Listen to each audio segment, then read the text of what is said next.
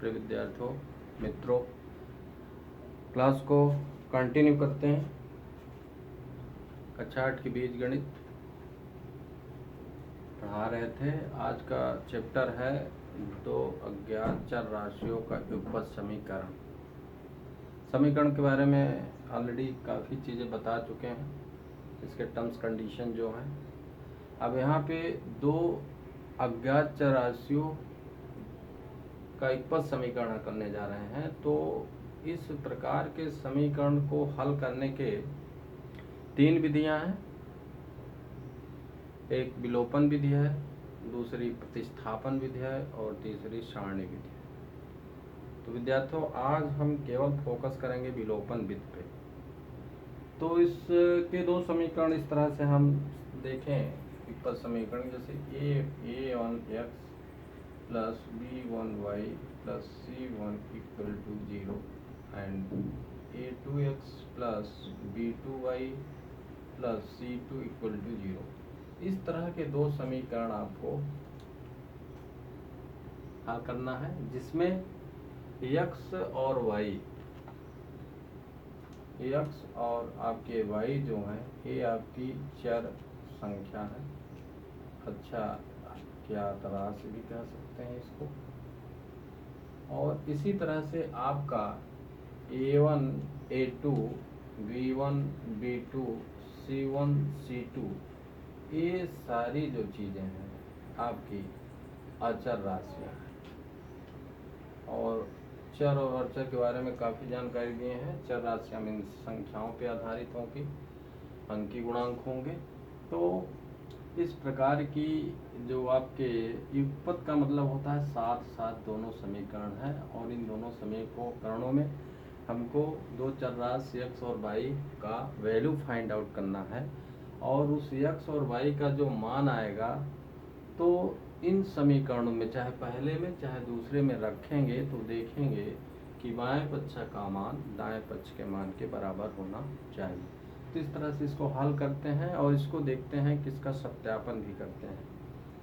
तो कुछ समीकरणों को लेकर शुरुआत करते हैं। तो इन समीकरणों को हल करने के लिए हम बताएं तीन विधियां हैं। एक तो है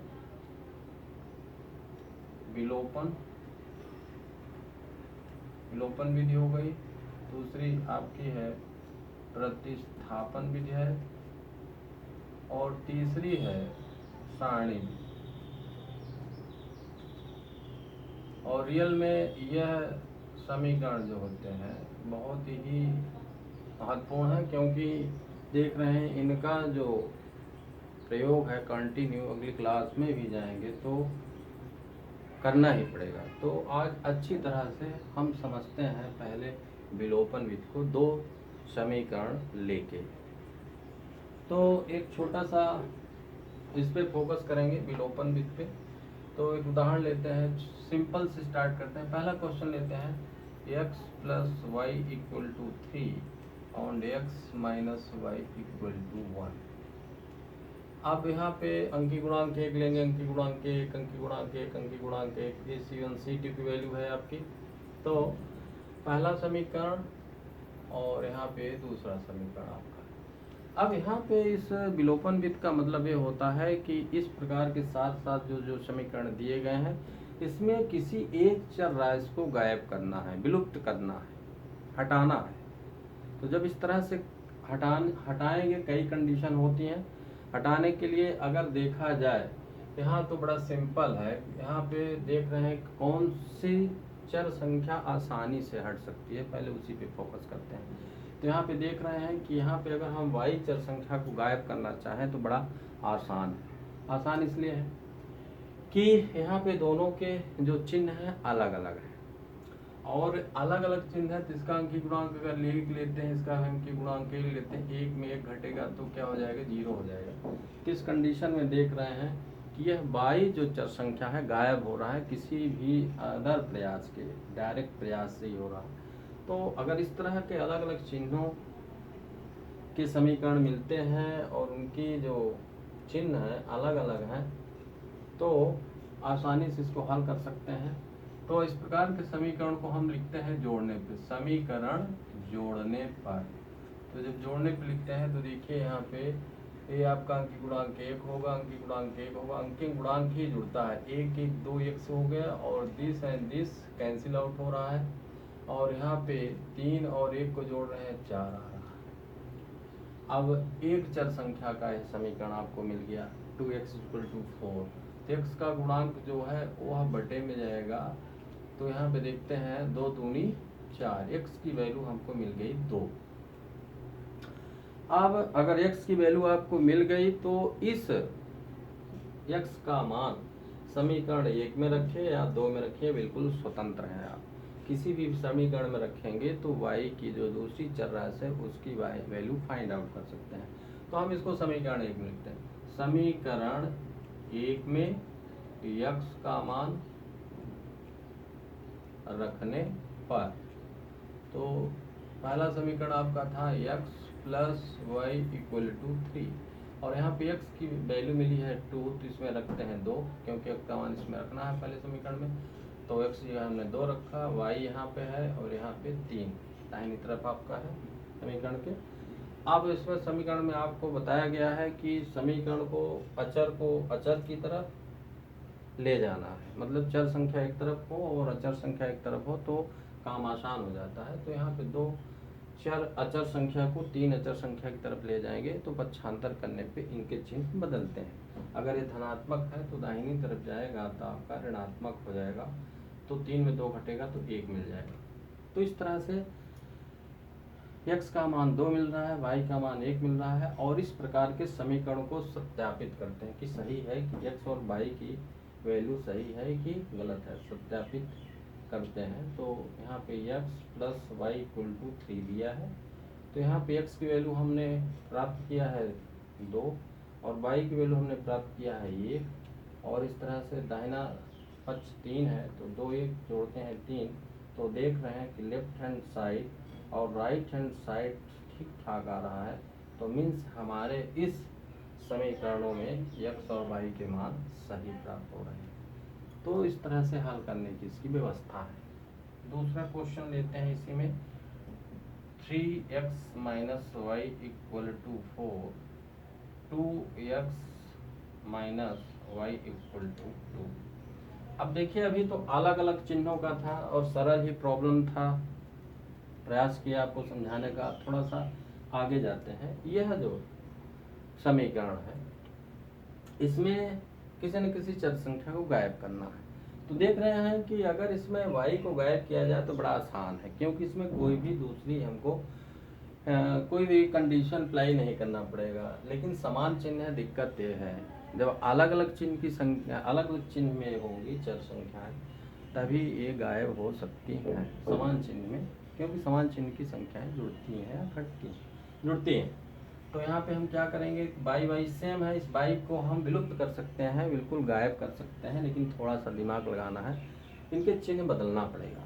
अगर चिन्ह बदलेंगे तो पक्का है कि अगर ये समीकरण 1 है और समीकरण 2 है तो चिन्ह जब बदलेंगे तो समीकरण घटाना पड़ेगा। तो यहाँ पे हम लिखेंगे समीकरण घटाने पर। जब समीकरण घटाने पर लिखते हैं तो इनके चिन्ह बदलेंगे। ये अगर धन है तो ऋण हो जाएगा, ऋण है तो धन हो जाएगा और अगर ये धन है तो ऋण हो जाएगा।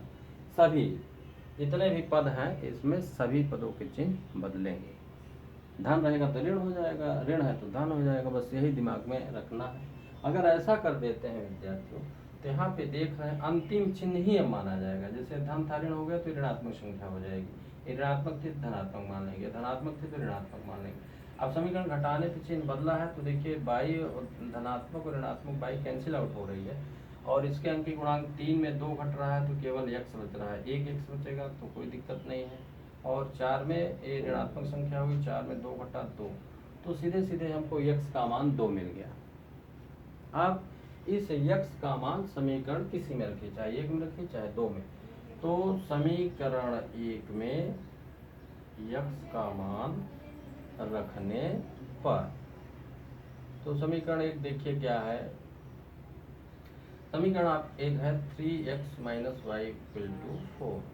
अब इसमें x का मान 2 है तो 3 गुणे x की जगह हम 2 लिखते हैं, ऋण y = 4 इसका गुणा करते हैं, 3 दूनी 6, ऋण y बराबर 4, पक्षांतर करना, y का पक्षांतर उधर करेंगे, ऋण है तो धन हो जाएगा, और 4 का पक्षांतर लेफ्ट साइड में करेंगे तो धन है तो ऋण हो जाएगा, 6 ऋण 4, और 6 में 4 घटा कितना हो गया 2। तो देख रहे हैं y का मान 2 प्राप्त हो गया। तो समान चिन्हों की हम पहले अलग अलग चिन्हों का बताए, फिर समान चिन्हों का बताए। अब इसमें क्या है कि सत्यापित करते हैं, सही है कि गलत है, सत्यापित। तो यहाँ पे देखिए पहला समीकरण ले, 3x minus Y equal to 4 है। तो यहाँ पे 3 इंटू एक्स का मान आया है कितना 2, तो यहाँ पे 2 लिखते हैं। ऋण y का मान कितना आया है 2, तो 2 लिखते हैं। यहाँ पे 4 लिखते हैं। 3 दूनी 6, 6 में 2 घट रहा है तो कितना आ रहा है 4 मीन्स 6 में 2 घटा 4, 4 मीन्स 4। लेफ्ट हैंड साइड बराबर राइट हैंड साइड, मीन्स यहाँ से क्लियर हो जाता है कि यह समीकरण के हल जो हम प्राप्त किए हैं x का मान और y का मान, यह बिल्कुल सही है। थोड़ा सा और आगे बढ़ते हैं, एक दो प्रॉब्लम लेके और इसको समझाना चाहते हैं।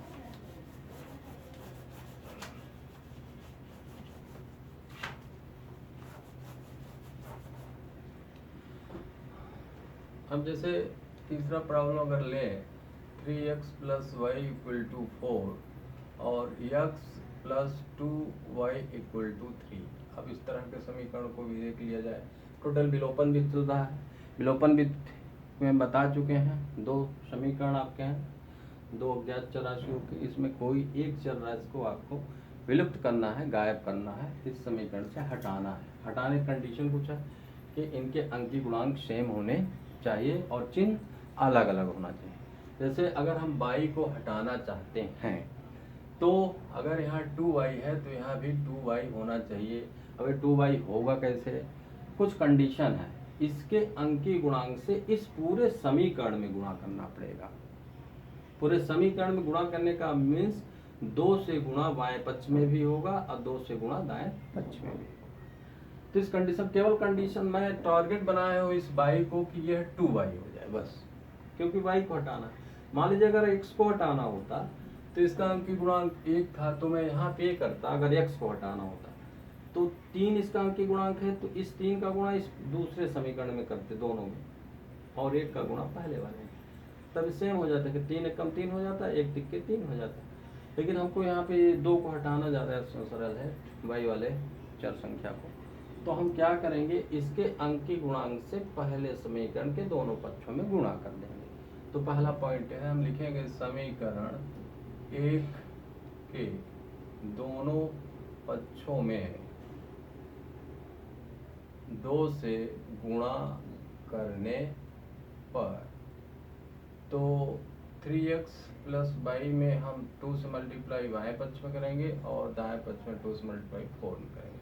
तो ये हो जाएगा 2 3 दूनी 6x प्लस 2 का गुणा 22 होगा 2y, धनात्मक हो रहा गुणा, धन का गुणा धन होता है, 4 दूनी 8, और इस तरह से एक समीकरण आपको मिल जाता है। तीसरा मान लीजिए।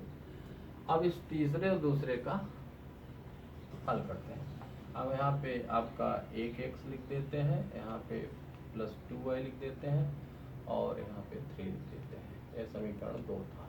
अब इन दोनों समीकरण को हल करते हैं तो देखिए यहाँ पे चिन्ह सेम है तो हटेगा नहीं, 2 में 2 का जुड़ जाएगा, 4 हो जाएगा। तो अब समस्या है कि अगर समान चिन्ह है तो इस पहले तीसरे समीकरण से दूसरे समीकरण को घटा दीजिए। जब घटाएंगे तो नीचे के पदों के चिन्ह बदलेंगे। तो यहाँ पे आप लिखेंगे समीकरण घटाने पर, तो घटाएंगे तो प्लस था तो माइनस हो जाएगा, ए प्लस था तो माइनस हो जाएगा, ए प्लस था तो माइनस हो जाएगा। अब अंतिम चिन्ह ही लिए जाएंगे, ये देखिए माइनस है, ठीक है।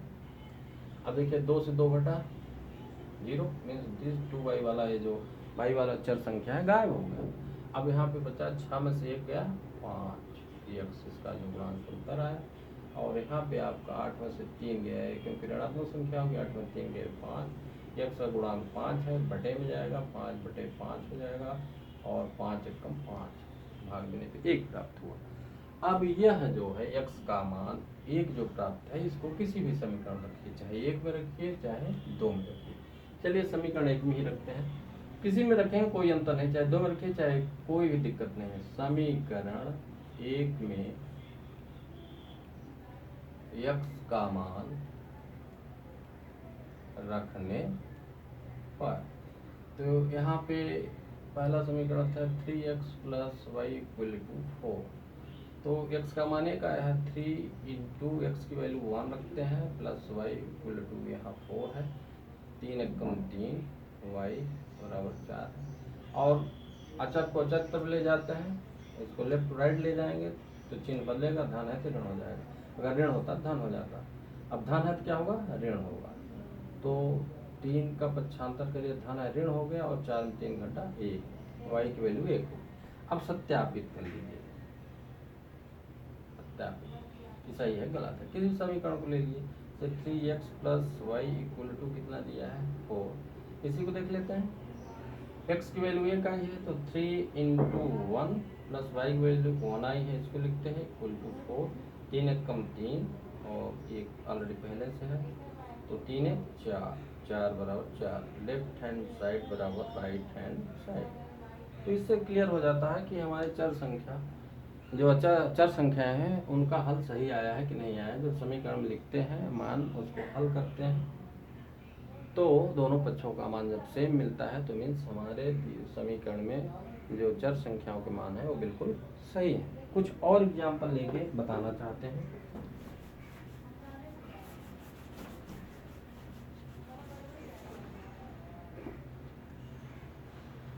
x ऋण y,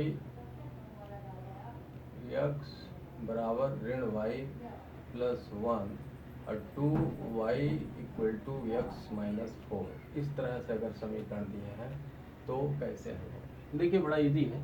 अब इसको हम समीकरण के रूप में कन्वर्ट कर लेते हैं। जैसे ये ऋणात्मक है, पक्षांतर का ऋण है तो धन हो जाएगा, और इसका बचेगा 1। जैसे समीकरण 1 बना इस तरह से।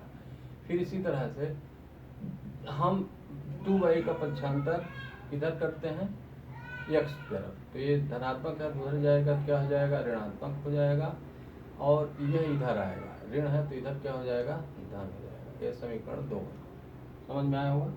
इसको अच्छे से समझिए कि जैसे x की तरफ हमने 2y को लिया तो ये धन था, ऋण हो गया, और ऋण 4 का पक्षांतर, अगर इसको इधर ला रहे हैं तो अचर संख्या को इधर लाएंगे तो 4 इधर आएगा, ऋण है तो धन। तो इस तरह से आपका ये दूसरा समीकरण बन गया। अब यहाँ पे फिर से देखिए हल करने की जरूरत आ गई कि इसको क्या किया जाए। तो देखिए बड़ा इजी दिखाई दे रहा है। यहाँ पे देख रहे हैं x चर संख्या जो है दोनों का गुणांक सेम है, लेकिन एक दिक्कत जरूर है कि इन दोनों x वाले जो एक पद हैं दोनों, इनके जो चिन्ह है वो धनात्मक है, तो ऋणात्मक बनाना पड़ेगा तभी हट पाएगा। तो इस तरह के समीकरण में कुछ एक्स्ट्रा चीज नहीं करना है, समीकरण घटाने पे आ जाएगा, समीकरण घटाने पर। तो इस तरह से धन है तो ये ऋण हो जाएगा, ऋण है तो धन हो जाएगा, धन है तो ऋण हो जाएगा। ये x कैंसिल आउट हो गया। अब देखिए धनात्मक हो गया, यहाँ भी धनात्मक है, समान चिन्ह संख्या जोड़ेगी, 2 1 3 बाई हो गया। और देखिए ऋण 4 धन 1 यहाँ पे है तो ऋण 3 प्राप्त होगा। 4 में 1 मान ली जमा हुआ तो ये ऋण 3 बचा हुआ है, तो यहाँ पे ऋण 3 हुआ, और y का गुणांक 3 है तो इसके बटे में जाएगा, और ऋण धन का भागफल ऋणात्मक होता है, ऋण 1 प्राप्त हुआ। अब समीकरण 1 में y का मान रखने पर तो रख दिया जाए भाई, x धन y बराबर 1 दिया है, तो यहाँ पे x का मान कितना है, x धन y बराबर 1 है, तो यहाँ पे y का मान रखना है, तो y का मान ऋण 1 आया है, तो x धन ऋण 1, y का मान रखें 1 है, और x ऋण 1 होगा, कोष्टक खुलेगा, और एक पक्षांतर करेंगे तो ऋण है तो धन हो जाएगा, x की वैल्यू 2 आ जाएगी। सत्यापित करने की सही है कि गलत। सत्यापित करते हैं तो सीधे x plus Y equal to 1 दिया है, और यहाँ पे x का मान आया है कितना 2, और y का मान है -1 इक्वल टू 1, तो 2 में किया 1, बिल्कुल सही है। लेफ्ट हैंड साइड और राइट हैंड वैल्यू सेम है, तो मीन्स ये समीकरण हल है। एक जल्दी से और बता देते हैं, बहुत जल्दी से। फर्स्टली x धन y बराबर 5वां क्वेश्चन है आपका इक्वल टू 4, और 5x plus 12y equal to 13 दिया है। अब इसको हल करना है विलोपन विधि से ही, किसी एक चर संख्या को गायब करना है। कौन सा आसान है, हम सोच रहे हैं x को गायब कर दिया जाए। तो अगर x को गायब करना है तो इसका अंकीय गुणांक 5 होना चाहिए, क्योंकि इसका 5 जो इसका अंकीय गुणांक होता है उसी से इसके पहले समीकरण के दोनों पक्षों में गुणा करना पड़ेगा। तो हम सीधे लिखेंगे समीकरण 1 के दोनों पक्षों में 5 से गुणा करने पर, तो गुणा कर दिया जाए, दोनों पक्षों में होगा। 5 का गुणा हम करते हैं x प्लस वाई में, और 5 का गुणा करते हैं दाहिने पक्ष 4 से, 5 गुणा 5x। दूसरे पक्ष से करेंगे 5y और 5 को 20। आपका तीसरा समीकरण हुआ। दूसरा समीकरण है आपका 5x धन 12y बराबर 13। ये आपका दूसरा। अब ये समीकरण आसान हो गया हल करने में। अब चिन्ह सेम है तो वही कहें, समीकरण घटाना पड़ेगा। समीकरण घटाने पे घटाएंगे तो ये धन है तो ऋण हो जाएगा, ये ऋण हो जाएगा, धन है तो ऋण हो जाएगा। और देखिए 5 में 5 गया गायब, x वाला जो चर संख्या गायब, अब बचा a वाला पद आपका। तो यहाँ पे 12 में से 5 गए 7, ऋण 7 y यहाँ होगा, और यहाँ 20 में से 13 गए 7 ही बचेगा, है ना। और इस तरह से y का गुणांक जो है तो बटे में जाएगा, और धन ऋण का भागफल ऋणात्मक होगा, ऋण 1 प्राप्त हो रहा है। और समीकरण 1 में y का मान रखिए, रखने पर रख के देखते हैं क्या आता है। तो x धन y बराबर दिया है 4, और x का मान y का मान आया है ऋण 1, और x इधर है 4 इधर है, तो जब पक्षांतर करेंगे ऋण है तो धन हो जाएगा, और इस तरह x का मान आ जाता है 5। अब समीकरण चेक करते हैं, x धन y बराबर, चेक करते हैं क्या होता है। तो x धन y बराबर 4 दिया है, x की वैल्यू आई है 5 और y की वैल्यू आई है -1। तो देख रहे हैं 5 में गया 4, 4 बराबर 4, लेफ्ट हैंड साइड बराबर right hand side means clear. तो इस तरह के प्रॉब्लम जो हैं आपके कोर्स में, तो सारे प्रॉब्लम को आप हल कर सकते हैं इनकी मदद से, दो चर राशियों अज्ञात राशियों के समीकरण को। और यह आप केवल आज आप फोकस किया है विलोपन विधि पे, अगली क्लास में प्रतिस्थापन विधि, और फिर अगली क्लास में सारणी विधि पर फोकस करेंगे। थैंक यू, नमस्कार। 995601213 पे कांटेक्ट करें मोबाइल नंबर।